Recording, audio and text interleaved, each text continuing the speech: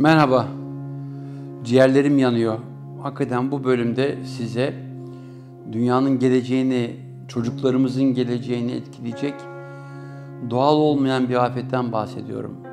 Ormanlarımız yanıyor. Dünyanın ciğerleri olarak kabul edilen neredeyse dünyada soluduğumuz oksijenin %20'sini üreten Amazon ormanları başta olmak üzere. Ülkemizde, komşularda, Akdeniz'i çevreleyen bütün ülkelerde ormanlar yanıyor. Niye yakılıyor? Bazıları dikkatsizlik diyebiliriz ama bazıları bilinçli. Niye bilinçli diyorum? Çünkü işte şu anda Brezilya başta olmak üzere Amazon havzasında ülkeyi yöneten Bolsonaro kendince daha çok para kazanmak, ülkenin geleceğini sözde kendince daha iyi koşullara taşımak için orman arazilerini bir şekilde ticari değeri olan yatırım alanlarına dönüştürmek için. Dünya buna sessiz mi kalıyor? Evet, geçtiğimiz günlerde G7 zirvesinde Avrupa'nın o ceplerine akrep girmiş en zengin ülkeleri, dünyanın en zenginleri işte birkaç milyon dolarlık yardımlarla sözde bu yangınları durdurmak için kampanya başlattılar. Ama geleceğimiz yanıyor.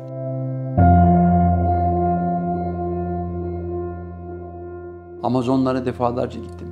Hatta bir videomda size kafa küçülten jivarolar arasında yaşadıklarımdan bahsettim. Amazon dediğimiz zaman sadece gözünüzün önüne bir nehir gelmesin. Amazon inanılmaz bir coğrafya.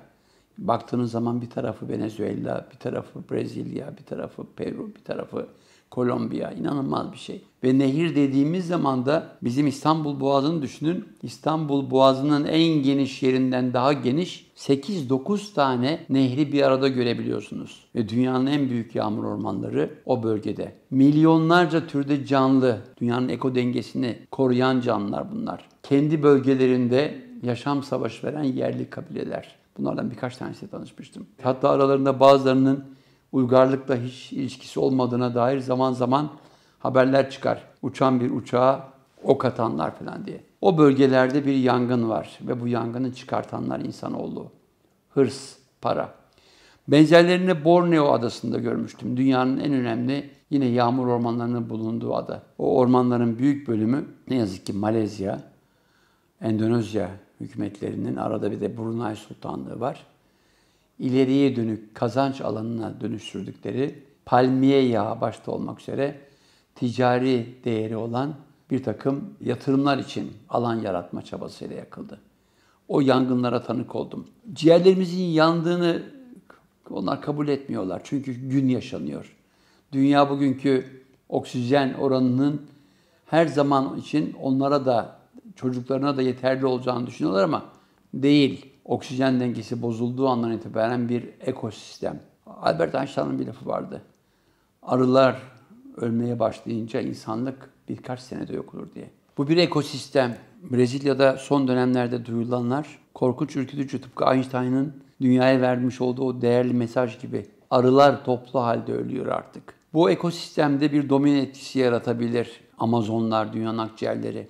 Diğer tarafta bahsettiğim yağmur ormanları Borneo'da. Artı bizim orman yönünden en zengin olduğumuz bölgelerde, Akdeniz'de, Ege'de, Akdeniz kıyısındaki diğer ülkelerde. Evet, bazı ülkeler, özellikle gelişmiş ülkeler kendi alanlarındaki ormanları hakikaten iyi koruyorlar. Gördüm bunu ben Birleşik Devletler'de. Kanada'da başkalarının ormanı olduğunda kesmek, oduna dönüştürmek hiç umurlarında değil. Geçtiğimiz dönemlerde Kaliforniya'da çok ciddi orman yangınları olmuştu. Amerikan sistemini bile sarsacak boyutlara gelmişti. Umarım hiçbir yerde, dünyanın hiçbir coğrafyasında ormanlarımız yanmaz.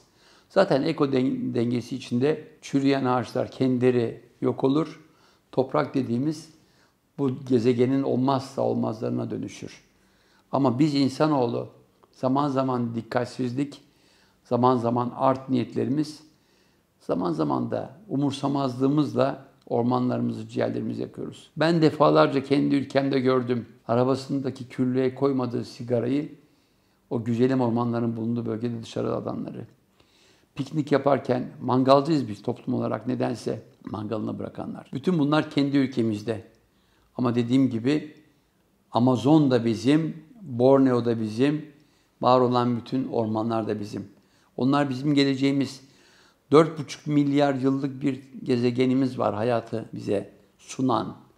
Bu gezegende ilk canlıların oluştuğu ormanlar, sualtı ormanları. O özel bitkilerin saldığı oksijenle dünyada yaşam başlıyor.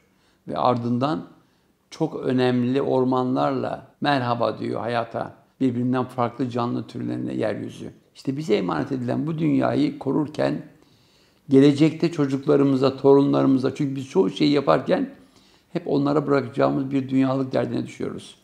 Onlara bırakacağımız, soluyabileceğimiz ormanlarıyla temiz bir dünya olsun diyorum.